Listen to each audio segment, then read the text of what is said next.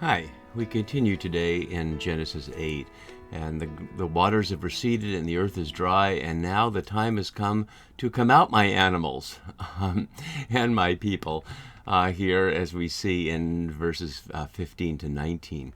And in this section of Genesis, the flood story, as we continue, I'm going to do this in a little shorter sections because although we've been looking at how the J and the P, or as it's sometimes called now, non-P and P, different elements of the story have been interwoven by some later editor, and you can see, if you haven't followed this, on the right side of the screen, here's the entire chart of the traditional separation of Genesis 6 to 9 and into the J and the P flood stories. So you can see in this earlier part it goes back and forth between a few verses here and there. 7:7 is J, and 7:8-9 is P, and 7:10 is J, etc., at least according to the traditional understanding. But where we are today, the 8:14 to 19 is plainly a P section, as we'll see. Then it has what we understand is a J section, 8:20 to 22, and then all of the first part of chapter 9 is also a P section. The J story ends with 8:22, according to that understanding. So because these units are so distinct, I'm not going to focus so much on the question of J or P, and also I'm going to go through these in their little units, because they're very different units. As we see today, the theme is going out. In the next section, those next few verses, the theme is sacrifice and the question of God's ongoing care over the earth. And then in chapter 9, we'll see the new covenant and the new terms of this relationship between God and humans and the earth that shifts after the flood. So three very different themes, as opposed to the different authors interweaving different versions of the same story. For example, the building of the ark, or the coming out of the ark, the rising of the waters, and the receding of the waters, as we've seen before. So we'll just be focusing here on this section here, 15 to 19. And we've been following this chiastic set of structure options here. So today you're seeing we're looking at according to my version here, this D part here, and this is just another way to look at what I was just saying about these different sections. In the version by Wenham that we've also considered, he has it divided a little differently. As you can see here, he has the divine monologue in 15 to 17, separate from 18 and 19. But I want to highlight today why I think it's important to hold those two pieces together. And the third version we've been looking at a little bit is from Umberto Cassuto, where he has it as two sets of 6 paragraphs.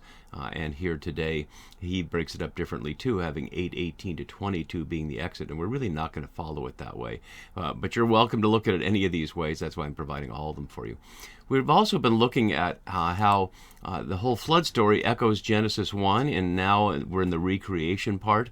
And you can see there in the center of the screen, 8:18 and 17 are part of our section today. And so we see explicitly the echo of be fruitful and multiply. And we'll look a little more closely at the question of swarming and bringing forth. But we're in this process here of having the flood, having wiped everything clean on the earth, and now it's being recreated again. And as we saw last time with the story of the raven, on this recreation, humanity is asked to participate in the process some. So we see, as we start in verse 15, that God says to Noah, go out of the ark, and then in 17, bring out with you. So Noah is addressed here, as opposed to the earth and the animals being addressed directly as they are in Genesis 1. Now humans are there before the animals are on the earth, literally, on the second round, and are participating in the process. But as we've also been looking at, we've seen the poetic structure and shaped often in these small units chiastically, as well as we've seen the last couple of passages where each of these little units had its own A, B, C, B, A, or similar kind of shape, just like the entire section from 6 to 9 can be shaped into a couple of kinds of chiastic forms. And so it's not surprising in poetic texts like this, we've seen certain words used repeatedly, or a variety of words that are used uniquely in the flood story in Genesis. Today, we're not going to look so much at the question of unique words in this section, because that's not so much the theme, nor is it chiasm, but a different way that the authors are using here, the P author, to shape these texts. So let's take a look at that here. And I've tried to color code this so you can see this not as a chiasm, but as call and response. And we're going to look through that in detail and some of my notes, on the left side of the screen as well. But hopefully you can see there that God says to Noah and offers some commands, and then then there's a response, and it's virtually identical, down to the forms of the Hebrew word there. And so this section doesn't have a variety of words like we saw before for the water swelling and increasing, and a variety of those, and similar variety of words for the water receding, and a similar variety of words to describe the dryness and the process of becoming dry. Here the words are identical, highlighting obedience, but not just human obedience, but animal obedience, and all creation is together in this. So let's go to our passage and begin to work our way through it. So God said to Noah, and this is the first time God's speaking to Noah since the very beginning. So much of what happened in the flood, God, puts Noah in the ark and closes them all up, and then the flood simply happens. And God didn't tell Noah to send out the birds, and didn't tell Noah to watch for the olive branch, or even I said olive branch, olive leaf. Noah just did those things. But now God directs Noah how to proceed. And you can see on the right side of the screen that my translation, as I note there, is made to reflect a Hebrew words and word order that the New Revised Standard on the left side doesn't quite do as well. And we see that right from the beginning here. So if you look at my note here on the left side, you can see go out. The verb tse there is an imperative found 18 times in Hebrew Scripture, and you see a number of times it's found in Genesis and what the Septuagint version of that is. But I highlighted on the right side in the blue color as come out or came out, so you can see the consistency. Because on the left side, if you look at verse 16, it says go out, and you look at 17, it says bring out, but it's the identical phrase. And you also miss in the New Revised Standard bring out that it's twice in verse 17. So I'm really going to follow that so we can see what's going on here. And part of, in addition to the individual words to look at, is the character of God that we've been looking at from the beginning. We noted that the question of God destroying everything raised moral questions, at least for an audience, about the character of God. But as Casuto's shown, this story is part justice and part mercy and compassion. So the first part was justice, if you will, or at least God trying to establish right relationships in the face of the violence that humans and animals had spread and the resulting destruction that had taken over the earth. And now in this recreation story, there's a new attempt. And so the language of it is consistent with God's exuberant expression of this second attempt. But there's something missing, as we'll see in a moment. So looking again at the right side. So God said to Noah, come out of the ark, you and your wife and your sons' wives with you.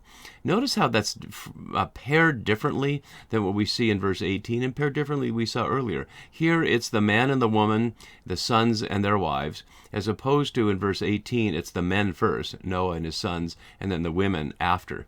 In a patriarchal context of family, that's more likely to be the case. And of course, the fact that God is speaking to Noah and not to the sons or the women is also part of that patriarchal reality here. But all of the family, all the humans here are called to come out in that patriarchal language. But then in 17, it moves on to everybody else on the ark. And I say everybody as opposed to everything, because as we'll see, the animals are treated like they're family, like they have their own social order. They're not just things, they're living things. So even though I've left it as living thing, I could have put living being there, and maybe that would have expressed it more precisely. But and notice the order is different. The verb in the original Hebrew is in a different place. So that's why I've phrased it this way so we can hear this.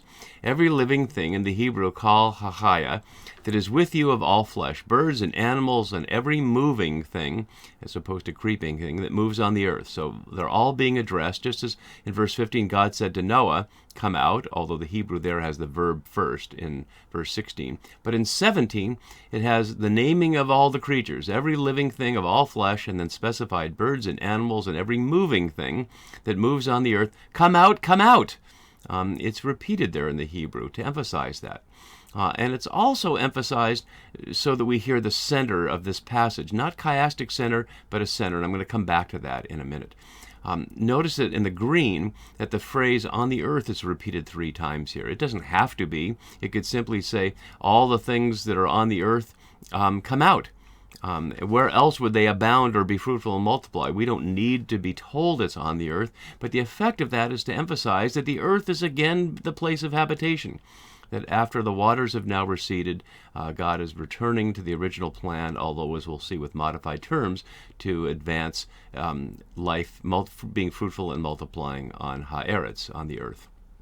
So 3 times in that phrase, and another time, as you see down there in verse 19, is the rest, the repetition.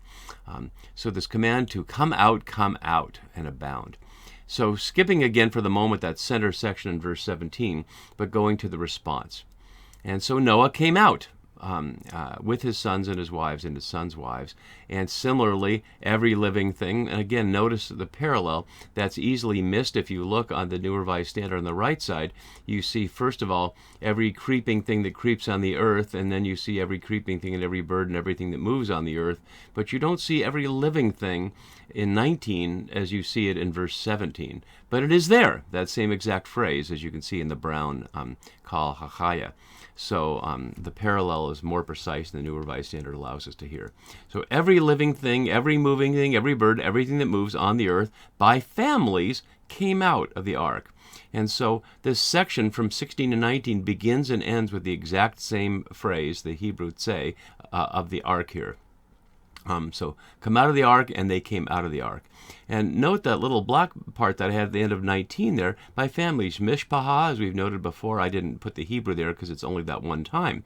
But notice that it's using a term that the Israelites would have understood in terms of clan, or what we might call extended family. That second level of social order that the Israelite society practiced, the first level being the Beit Ab, the father's house, literally the people who live with you in your own house or in your immediate, might well be village or immediate area. But the people who are immediately related to you that it would be incestuous to marry or have sex with. Then there's the extended mishpaha, which is the wider, sometimes translated family, but also translated clan, which is the wider circle of belonging, and people can have sex with and marry people from within the clan. And so certainly the animals coming out by families is not suggesting animal incest, but the units that can gather to be fruitful and multiply, like a pride of lions or some other a pod of orca whales here in Puget Sound where I live, that animals that live by families. Not all animals live in that kind of way as we know, but this is presenting it as if God's intention was that everything from birds and every moving thing on the earth would come out in that social order. So certainly paying attention to the animals here. And that's something I want to highlight because it's going to come out again in the next section in 8:20:22, which we'll look at in the next video, that God's concern is at least as much for the animals here as it is for humans. There's no separation in this passage here other than in sequence, that the humans are told to come out first and the animals after. And the animals are obedient. So in the New Revised Standard version of verse 17, bring out, it sounds like it's a command to Noah to bring the animals out. But when we hear it's the same word as go out, then one can say that it's the animals will have to do their own responding here, even though it's the animals who are with you, and so the command is to Noah. The you in verse 17 is plainly Noah. But we see in verse 19, the animals come out. It's not that Noah takes them out or pushes them out or says anything to them in Hebrew to urge them to come out. They just come out. So just like in the Genesis 1 story when God speaks to the waters and the land and the earth and calls them to bring forth plants and animals, and they do, so the animals respond to the direct word of God here as well. One thing that's different from this passage, and we'll see in next time and the time after, some of the other ways that this recreation story is both echoing but different than the original creation story. In Genesis 1, with each day of creation, we heard that sacred affirming refrain, and God saw it, and it was good. And on the 6th day, when as humans are created, and God saw that it was very good. But there's no divine response here. If I scroll down on the screen here from verse 19, we can see we shift to the next question, and we'll get there next time about building an altar. But there's no divine response to both Noah and the other humans and the animals obeying God's command. It just happens. And it highlights an element that might make some people theologically nervous, but I think it's really important that we see this here, is that whether we see it as Elohim or as Yahweh, the God of Genesis is experimenting. the first attempt was plainly a failed experiment. God washes it all away and starts again, and doesn't just recreate it exactly the same way. We've already seen there are hints that humans are going to be involved in the process this time, right from the start, as opposed to God building it all and then telling humans that they have the authority to have stewardship over it, or to name the animals in the Garden of Eden story. But humans are involved from the beginning. And we're also going to see both with the altar statement next time and with the covenant that follows that, the terms are different. So perhaps God's lost a little of God's confidence that God knows in advance that things are good. Maybe God here also has to see how things happen, to see whether it is good or not. Maybe God's lost a little of God's confidence. And we'll see how that plays out also in the bow, whether that's a rainbow or some other bow in the sky, perhaps an archer's bow in a constellation, that God will need a reminder not to flood the earth again. So a God who, with humans, is trying to see, can we make this relationship with creation work? And we'll see where that goes next time. See you then. Bye-bye.